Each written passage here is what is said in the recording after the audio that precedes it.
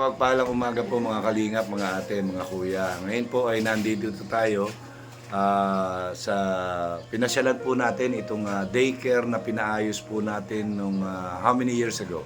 Parang ano na po, 3 years yata. 3 years o 2 years ago? 2 years ago po.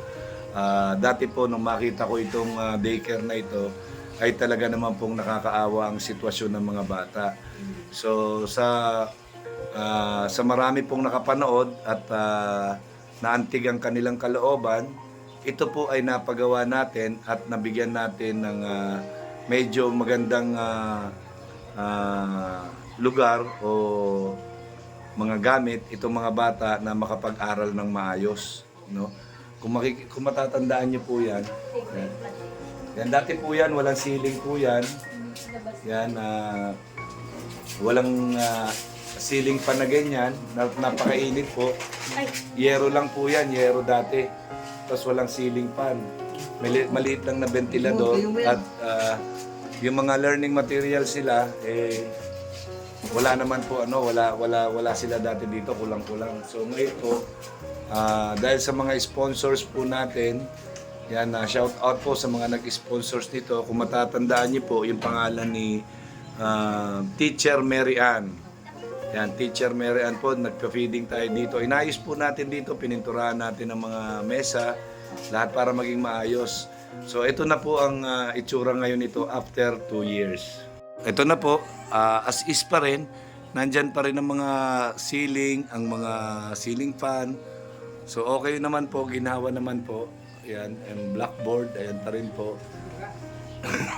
So kailangan na pintura. Tapos po, ito po yung pinalagay natin ng kitchen sink. Ito po, in-stock ito kasi wala silang pasok, ano? Opo. Hanggang kailan silang pasok nila? Ano po kasi nag-aasikaso kami para sa assessment Pero kailan ang balik nila dito? ng assessment po. Hindi, ng school. Monday po. Sa Monday. So sa Monday, wala po ito dito kasi ginagamit nila ito eh. Yung kitchen sink at saka yung CR na pinagawa natin. Yan, dati walang walang bowl yan dati. Yan, tapos luma na rin po yung kanilang sahigo, yung kanilang linoleum. Yan. Tapos itong mga upuan po ay warak-warak na. So ayan po. So ayun ang nakita natin dito. So sa tagal na nating hindi nakapunta po dito. Ito na po itsura ngayon ng daycare na ito. So ngayon po nandito si Teacher Mary Ann. Yan, shout out sa iyo Teacher Mary Ann. Kamusta ka na po? Mabuti naman po Kuya Mel. Yan, Tagal po natin hindi nagkita. Oo, pasensya na kasi medyo busy ako ay. Opo. Yan, na-busy tayo sa programa ni Kuya Bal. Opo. Yan, ngayon nandito na naman ako. Yan, sabi ko nga, nagbabalak ako magpa-feeding dito sa mga bata kahit na hindi Jollibee. Yan, ayos sa abot lang na ating budget. Yan, kaya lang, sabi mo nga, meron kang nire-request sa akin. Kahit na second hand lang. Opo. Kahit na second hand lang. Kung sino po yung mayroon po dyan kahit luma na po na printer. Kailangan po namin sa mga pag-assessment po. Kasi po ang magkano man lang po ang sahod ko, 1,800 po per month. Ito po kasi mga ganito po, sampu ang isa niyan, napupunta po dyan halos yung sinasahod. Kaya po, saka po sana yung po dun sa labas, kasi po ma-internal assessment po kami, yung toothbrushan po sa hand washing. May puset po yun na 5 po. Kasi po pag po may mga nabisita po dito, yung mga kailangan. Nag-assess para magtuloy-tuloy itong daycare rate. Saka po yung mga bata po talaga wala silang matutbrushan, kailangan po dun sa labas. So yun po mga kalingap, yan na isa pa po sa hinihiling ni Teacher Mary Ann kasi sa assessment po nila kailangan po merong hugasan ng kamay at saka toothbrushan yung mga bata na nag-aaral dito sa daycare na ito. Kasi pagka hindi po walang ganito, hindi po siya papasa sa assessment at matitigil po ang mga pag-aaral nito mga bata dito. Yan, yung mga bata pong nag-aaral dito, yun po yung mga taga rito lang na mga walang kakayahan na ipasok sa mga daycare school na pwedeng pag-aralan. Ano? So, yun po. No? Ito. Estimated ko po dito, ang budget dito sa parang hand washing na babo. Yan, siguro po aabot ito ng mga 3,500. Yan po yung budget dito. Tapos, yan po. Yan, sabi ni Teacher Mary Ann, meron pa daw siyang kailangan. Ayan, Teacher Mary Ann, yan nakita ko yung sinasabi mo tungkol dyan sa hand washing para sa assessment na mangyayari dito sa daycare. Kapag pala walang ganyan, hindi ka makakapasa sa assessment. So automatically, masasara itong daycare mo. Di naman po may sasara, kaso lang po, paulit-ulit po kami ng assessment. Grabe na po ang gastos ko. Kaya nga, ibig sabihin, pagka hindi ka paulit-ulit kang inassess, pagkatapos hindi ka nakaka-comply, may posibilidad na maisara ito. Diba? Ngayon nga, dahil sabi mo nga, 1,800 lang monthly ang sinasahod mo, at pagkatapos kailangan ng mga ganyan, yung mga magulang naman wala rin kakayahan dahil nga, kaya nga dito lang nila pinag-start yung anak nila dahil wala silang kakayahan, no? Dahil mahihirap lang. Kaya nga din pinagawa natin ito noon kasi nga nakita ko nga yung sitwasyon, kawawa naman yung mga bata. So, na-improve naman natin ng konti. At ngayon naman, siyempre, dahil sa pabago-bago yung panahon natin, nagiging high-tech na. So, kailangan ng mga sinasabit na mga ganito, yan, mga gamit. So, ang bawat isa niyan, pagka nagpa-print ka niyan, is 10 pesos. Opo. So, lahat yung pinapaprint mo na yan ay ibinabawas mo doon sa kinikita mo na 1,800. Kapal yung namin, mga pulbider. Ang dami-dami talaga. Minsan nga po, nagkakabarauban ako sa utang. Nagkakautang ka pa. Kasi po, ko dito. Wala po akong pera ay. Kasi kailangan niya ng mga bata, di ba? Opo. Ang kailangan po talaga dito, mga materials. Lalong-lalo na po yung printer. Printer. Ba't ka naiiyak? Wala po kasi akong pambili. Po ay mahal po yung nag-canvas po ako 8,000 po. No. Kailangan ko po yun para mabawasan man po. Kasi doon na pupunta ang sahod ko. Po. Wala bang may provide ang barangay? Nagsabi man na po ako sa kanila. Ano sabi? Wala po. Budget. Walang budget. Bakit ka naiiyak? Ba't parang apektado ka? Kasi po yung yung dapat na magastos ko na sa pamilya ko na pupunta pa po dito. Dahil lang sa kagustuhan mo matuto ang mga bata. Opo. Yan. Hindi po ako nagsisinungaling, talagang totoo man po na grabe na po ang gastos ko dito. Kasi nakakailang assessment na po kami. Lahat po nang yan, ako po ang nagagastos niyan.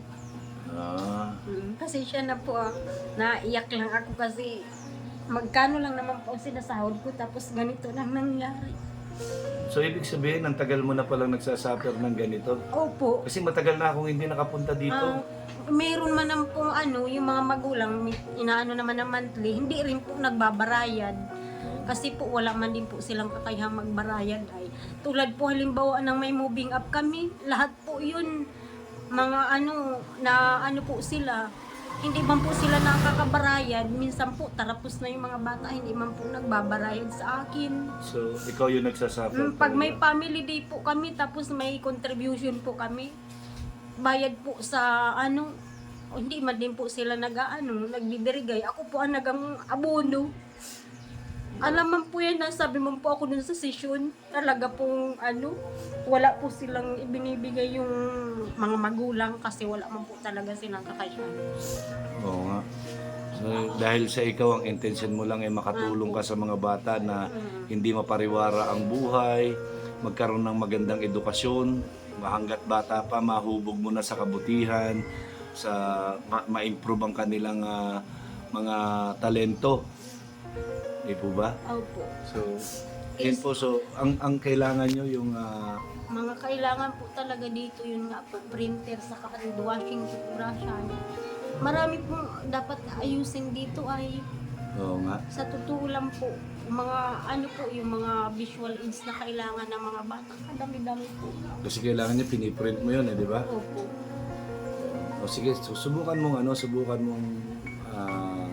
na-vlog na nakita noon, subukan mong makiusap sa mga may mabuting puso na kung pwede tayo matulungan sa pangangailangan Kung ng mga halimbawa bata. po meron po kayo dyan na ano, mga gamit po na hindi na po ninyo kailangan na pwede pa naman dito magpakinabangan na gamit po dito sa daycare. Ano, nakikiusap po ako kung ano sana ma-donate na lang po sa mga bata. Kasi kailangan din po namin ay sa totoo lang po, kung ako lang po talaga may pera, ako na po ang bumili.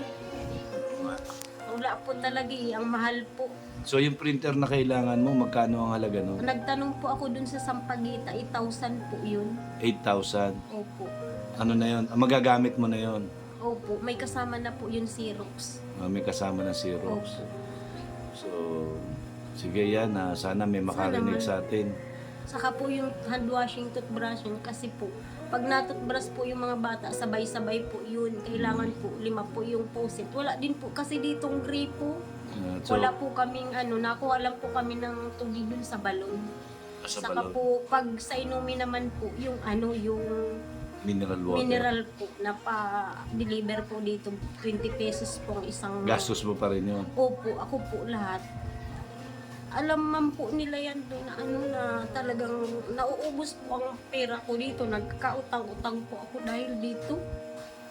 Imbis na sa pamilya mo na lang, Magkano man lang po ang sahod ng asawa ko, 200 lang po a day. sinasakripisyo mo pa para sa mga bata, ano? Opo, Na hindi mo naman anak. opo. Gusto ko lang makatulong sa kanila. Opo. Kasi si Teacher Ann po kasi, yan, mabalik ko lang, siya po ay graduate ng education, pero hindi po siya Nakakapasa pa. nakakapasa pa sa bar examination Opo, salit. sa LET. Yan, so kaya po ginawa niya para hindi masayang ang araw niya, yan, magamit niya yung kanyang napag-aralan, yung kanyang tinapos na edukasyon, nag-volunteer po siya dito kahit na mababa lang po yung sweldo para makatulong sa mga batang beginners. Opo. Ayan. Ngayon po, kaya nga po nung nakita ko siya dito, agad-agad po na merong tumugon po at nabago namin ng konti ito. Yung mga kakulangan nitong kanyang daycare, napunuan po natin. So yun nga po, dahil sa tagal ko nang hindi nakapunta dito, so ito na po yung naging itsura. Siguro po yan, mababago po natin ito. May awa ang Panginoon. Yan, na may mga tutugon dito sa vlog natin na ito, kay Teacher Ann. Yan, talaga naman pong ang kanyang advokasya ay ang makapagbigay ng magagandang pagtuturo sa mga batang bago pa lang nag-aaral.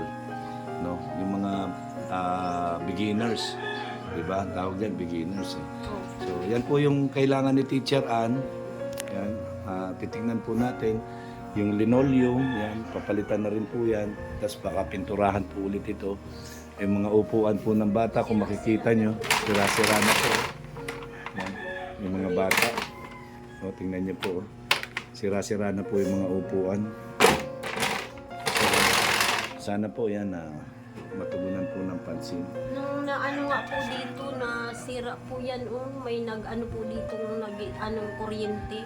So, Ako po ang nagtawag dun sa Paragawa. Ako po ang nagbayan. ano nangyari? Doon po, nagkakaroon po ng short circuit. Saan? Doon sa labas? Opo, dyan. Tapos siyang po ako. May breaker ka naman kasi. May breaker ka dito, okay lang yan. Buti nga po at Buti na tayo naglagay niyan, di ba? Opo, ikaw po ang So, ayan po. So, sana po yan meron po makapansin sa panawagan po ni Sana, ma'am. Teacher Ann. Sana po matulungan niyo po ako kasi hindi naman po para sa sarili ko kundi sa mga bata po. Maraming salamat, Teacher Ann. Maraming salamat din po kay Kuya Mel kasi patuloy niya po kaming sinusuportahan dito. Sana po tangkilikin niyo po si Kuya. I-subscribe niyo po. Salamat. Maraming salamat po. Yan, Yamot, titignan natin kung ano magagawa kong paraan. Hindi ako mangangako sa'yo, pero titignan natin, alang-alang sa mga estudyante mo, no? Sana magawa natin yung dapat natin magawa dito. Sana nga po. Sige, Teacher Ann, maraming salamat sa iyo ulit, ha? Opo. Yan, yan mga kalingap, si Teacher Ann. So, nagpapasalamat po ako at nakabisita ako. Anong pakiramdam mo nung makita mo ako dito ngayon? Natuwa po ako kasi sabi ko maisasabi ko na yung inaing ko dito. Kasi wala man po ibang makakatulong sa akin kundi ikaw lang po. O sige, titignan natin kung anong paraan magagawa natin. Alang-alang sa mga bata. Oh, naiyak na pati ako. Huwag kang mag-alala, nandito na ako. Alam ko na yung mga hinanaing mo. Kaya Yan, sana matugunan ito. As soon as possible, basta meron, alam mo naman ako, susulpot na lang ako bigla sa'yo dito. opo, naiyak man po ako mag-chat sa iyo ay. Ba't hindi ka nag-chat? Sana nag-chat ka para nabisita kita. Naiyak po ako. Yan. So yun po mga kalingap. Yan, maraming salamat po ulit, Teacher Ann. Yan ang laging sinasabi ni Kuya Mel, ang gumagawa ng mabuti sa kapwa ay pinagpapala. Mabuhay tayong lahat hanggang gusto natin ng naaayon sa kalooban ng Panginoon. Yan, maraming salamat po. Nagpapasalamat po kami ng advance sa mga tutulong at mga gustong tumulong po. Hindi po ito compulsory, sa lahat lang po na may gusto. Yan, para sa mga bata. Hindi po ito para kay Teacher Ann, para po ito sa mga estudyante niya At sa susunod po. na mahihirap at sa mga susunod pa na mga magiging estudyante niya, no? Para po mabigyan ng magandang edukasyon ang mga bata dito sa kanilang barangay. Maraming salamat po. Magandang umaga at God bless po sa ating lahat.